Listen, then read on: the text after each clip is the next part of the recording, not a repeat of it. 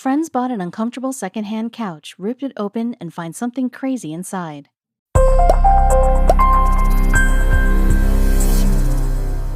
These roommates bought a cheap, smelly, old secondhand couch for their student dorm room, but they had no idea that their purchase was about to make headlines. When they got home with the outdated couch, the pals noticed that there was something hiding beneath the cushions. When they pulled the couch apart, they could not believe what they saw in front of them. Students at the State of University, New York, Reesehoven, Lara Russo, and their friend Callie Gosti took a trip to the Salvation Army in search of a couch for their accommodation. However, they were shocked to discover that the couch was hiding a surprise of a lifetime. With their strict student budget, the roommates weren't too fussy with what couch they picked, just as long as the dimensions fit their living room. They didn't just pick any ordinary couch though. Unknown to them, they picked one with very interesting parts. Browsing through the thrift shop, the students stumbled upon an ugly, smelly couch.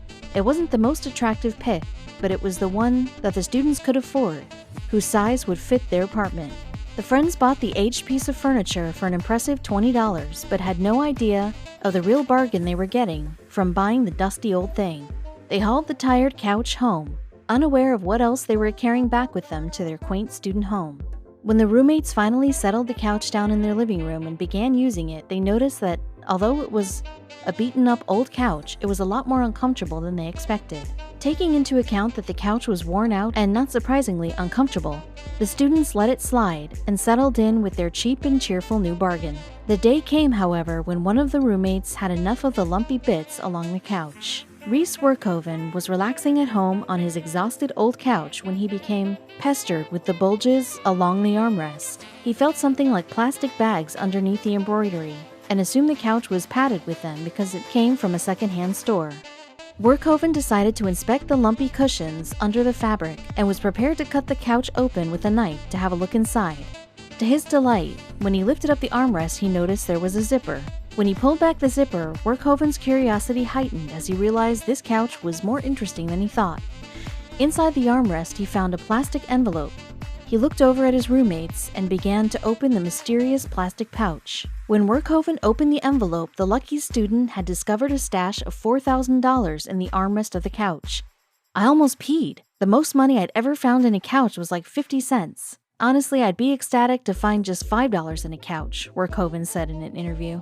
Filled with excitement and adrenaline, the three roommates began frantically ransacking the cushions in search for more money, ultimately pulling the pull-out couch apart. Digging their arms into every slit and crevice, the three pals were hitting jackpot after jackpot.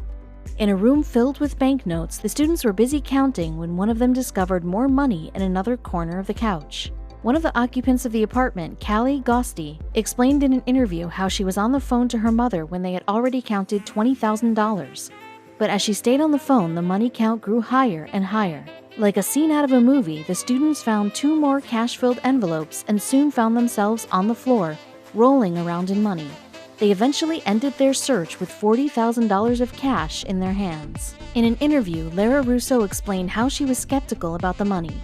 "I was a little overwhelmed. I wanted to put it back in the couch and then re-find it in the morning, when I could process it better. But what would the broke college students do with their riches? Would they splurge it on beer and food or track down the owner?"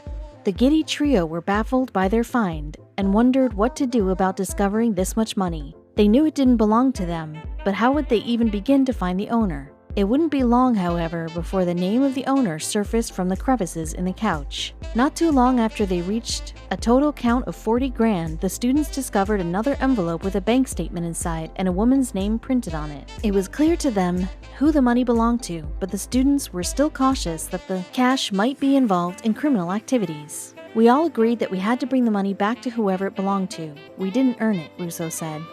After debating the pros that it should be returned to its owner and the cons that it could be dirty money, the roommates came to a decision. The friends went in search of a phone number for the woman, and when they dug one up, they gave her a call. When she answered, she was adamant that the money was hers. "Oh, I left a lot of money in that couch," she announced. The roommates hopped in their car and made a trip to the woman's house. Wary that the couch's owner could be a criminal, the students drove 20 miles to Hudson Valley to return the $40,000 to its rightful owner and to ask her why she used her couch as a bank.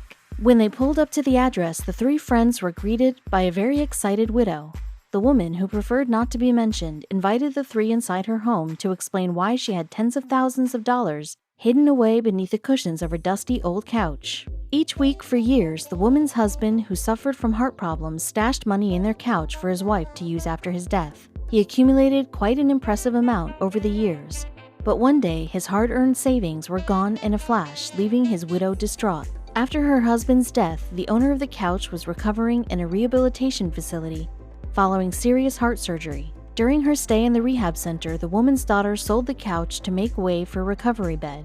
When she got home, she was devastated to find that her and her husband's secret savings were now lost and presumably gone forever. The woman was dumbfounded by her luck that the couch ended up in the possession of 3 ethical students. In an interview, Lara Russo explained that the couch almost didn't end up in their apartment. "We almost didn't pick that couch. It's pretty ugly and smells, but it was the only couch that fit our living room."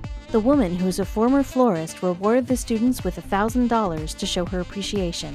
The moral of the story is pretty clear from the ethical decision made by these 3 roommates. However, it may also be, don't give away your parents' old things without first consulting with them. Now that the students are $1,000 richer, perhaps they can finally afford a brand new, nice-smelling couch.